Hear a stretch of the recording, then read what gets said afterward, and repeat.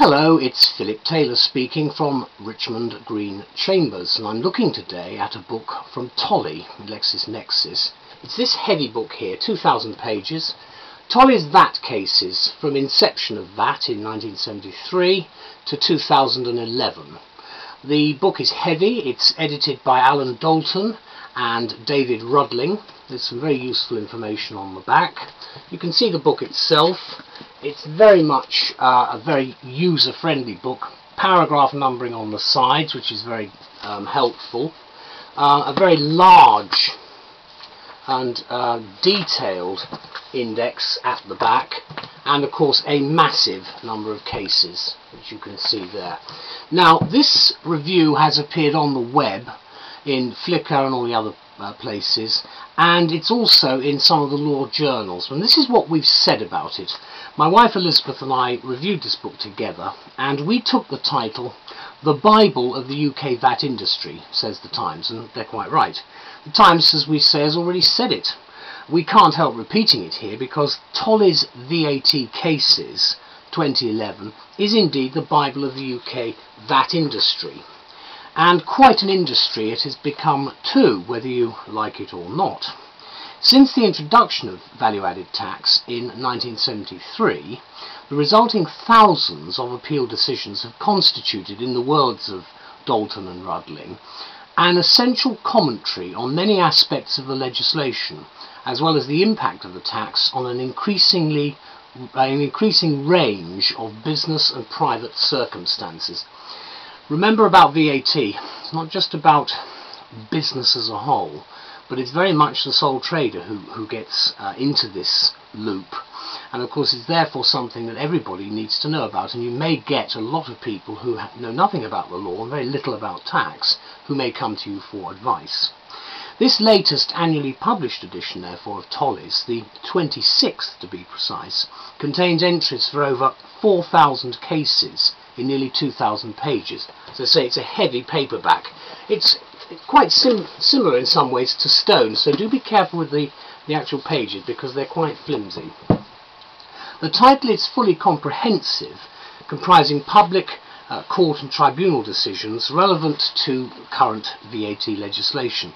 The subtitle of the volume is self-explanatory. It is indeed a comprehensive digest of reported value-added tax decisions relevant to current legislation from 1973 to January 2011, and just what we need as practitioners. A definitive work of reference though it is, this Tolley publication certainly reveals vicissitudes of business life and the human condition as we know it. What excuses, for example, for late submissions of your VAT return will the tribunal accept or not? This is the amusing bit. The section on default surcharge, whether a reasonable excuse, covers case after case on the issue to great effect. Death, of course, is usually a reasonable excuse, although it would probably be foolhardy to assume always. Remember, of course, corporate liability.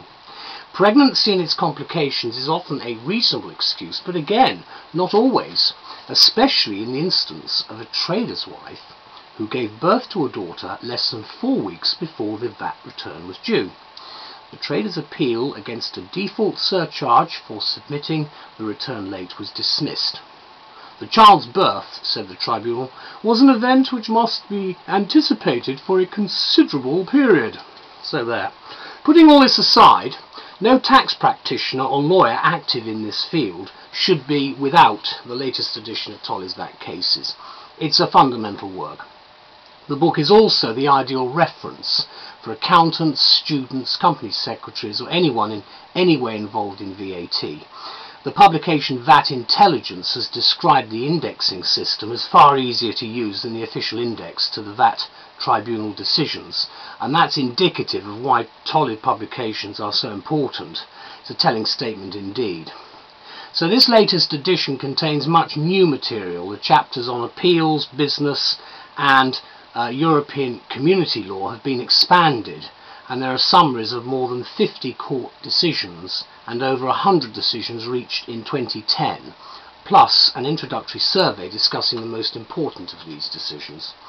And for ease of reference, there are 3 ways basically to look things up.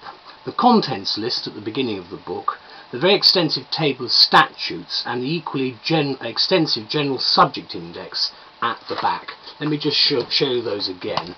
That's the index, which is extremely helpful.